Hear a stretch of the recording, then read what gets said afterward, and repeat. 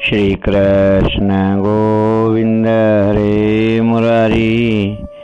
हे नाथ नारायण वासुदेवाय। हरिओम नारायण। सूत्र 13 भाग 1 अनुवाद। मैं अष्टावक्र गीता प्रकरण 1। अनुवाद। मैं आभास रूप अर्थात अहंकारी जीव हूँ। ऐसे भ्रम को एवं बाहर भीतर के भाव को छोड़कर तू कूटस्थ अर्थात अचल स्थिर बोध रूप एवं अद्वैत आत्मा का विचार कर। व्याख्या। आगे अष्टावक्र जी जनक जी से कहते हैं कि यह अहंकार सत्य नहीं है, यह आभास रूप है। इस आभास रूप अहंकार के कारण ही अपने को जीव समझता है एवं अपने को इसी भ्रम के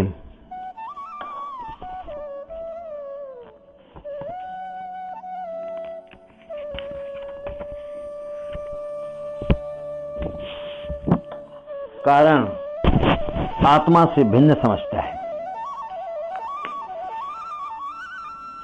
अतः तू इस भ्रम को छोड़ दे तथा साथ ही इस बाहर भीतर के भाव को भी छोड़ दे कि आत्मा अर्थात परमात्मा बाहर कहीं दूर आसमान में है या तेरे ही भीतर है। यह बाहर भीतर का भेद मन का ही है।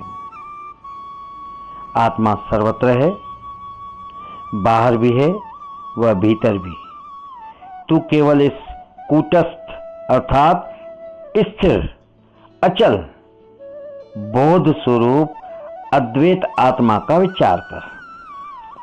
अष्टावक्र जी जनक जी की भ्रांति मिटाने हेतु कहते हैं कि ये तुम्हें जो विचार मिले हैं ये सब उधार हैं, दूसरों के हैं, तुम्हारे नहीं हैं। दूसरों के कहने पर झूठी मान्यता तुमने बना ली है कि मैं जीव हूं, आत्मा मुझसे भिन्न है।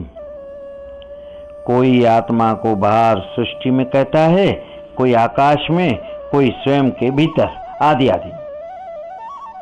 इन झूठी मान्यताओं से सब दुखी हो रहे हैं। उनके साथ तुम भी दुखी हो रहे हो। इन उधार ली हुई मान्यताओं को छोड़कर स्वयं जाग कर देख लो तो यह सारा भ्रम मिट जाएगा कि मैं कौन हूं, वह आत्मा कहां है। आत्मा कहां है? केवल जागना मात्र है, नींद को खोलना मात्र है, ज्ञान दीपक को जलाना मात्र है और कुछ करना नहीं है। अष्टावक्र जी ने जो बाहर भीतर की बात कही है वह थोड़ी समझने की है। मनुष्य के बाहर एक जगत है, वह संपूर्ण सृष्टि है जिसे कर्म जगत कहते हैं। मनुष्य का भी एक व्यक्तित्व है बहिर्मुखी। वह हमेशा बाहर की ओर इस संसार को देखता है, वह स्वयं के भीतर नहीं जा सकता। उसका ध्यान में जाना कठिन है। ऐसा व्यक्ति कर्म योग के द्वारा आत्मा को उपलब्ध हो सकता है। अन्य विधि उसके लिए काम नहीं करेगी। कर्म योग का अर्थ है निष्काम कर्म, आसक्ति का त्याग करके ईश्वर का कार्य समझकर कार्य करना।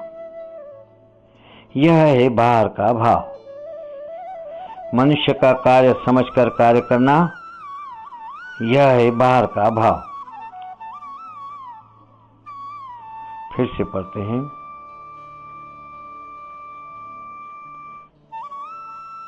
कर्म योग का अर्थ है निष्काम कर्म, आसक्ति का त्याग करके ईश्वर का कार्य समझकर कार्य करना। यह है बाहर का भाव। मनुष्य के भीतर 3 जगत और हैं।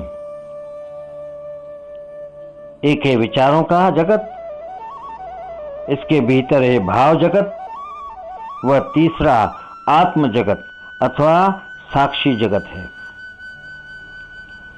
बुद्धिजीवी विचारों में जीता है। यह विचारों के साथ ध्यान का प्रयोग करके उस चैतन्य आत्मा तक पहुंच सकता है। उसे कर्म मार्ग में ले जाना कठिन होता है। यह बुद्धिजीवी होने के से तार्किक होगा, अतः उसे चिंतन और विचार के साथ ध्यान द्वारा आत्मज्ञान कराया जा सकता है।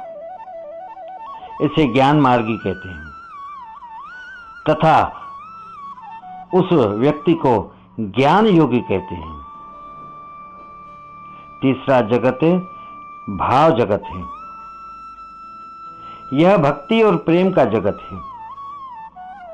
जिस व्यक्ति में भाव का अधिक है उसके लिए भक्ति का मार्ग है। उस व्यक्ति को भक्त कहते हैं। यहाँ सूत्र 13 का भाग 1 समाप्त हुआ।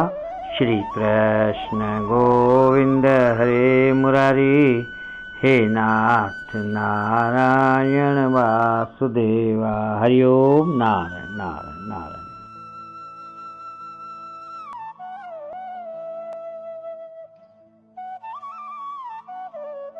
श्री कृष्ण गोविंद हरे मुरारी, हे नाथ नारायण